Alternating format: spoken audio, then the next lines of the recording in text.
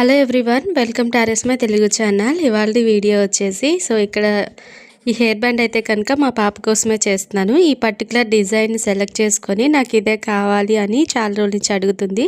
ఇప్పటికి కుదిరింది అనమాట. సో ఇలాగ హెయిర్ బ్యాండ్ని డిజైన్ చేస్తున్నాను. మల్టీ కలర్స్లో హార్ట్ షేప్ కుందన్స్ని తీసుకొని మల్టీ కలర్స్లో స్టిక్ చేస్తున్నాను. సో వీటిని హార్ట్ షేప్ కుందన్స్ అంటారు అండ్ వీ షేప్ కుందన్స్ అని కూడా అంటారు.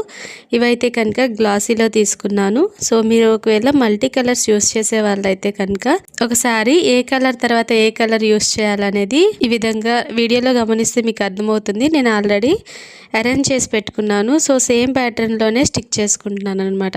ఇలా చేయటం వల్ల మీకు టైం వేస్ట్ అవ్వకుండా ఉంటుంది. అండ్ అలాగే కుందన్స్ ఒకసారి స్టిక్ చేసిన తర్వాత మరలా తీసామంటే కనుక ఆ కుందన్స్ షేడ్ అనేది మారిపోతుంది, అంటే డల్ అయిపోతాయి ఫినిషింగ్. సో కాబట్టి మీరు ఒకేసారి డిసైడ్ అయిన తర్వాతే డిజైన్ని స్టిక్ చేసుకోవడానికి ట్రై చేయండి మ్యాక్సిమము. అప్పుడు మీకు ఫినిషింగ్ బాగుంటుంది, కుందన్స్ కూడా ఫేడ్ అవుట్ అవ్వకుండా ఉంటాయి.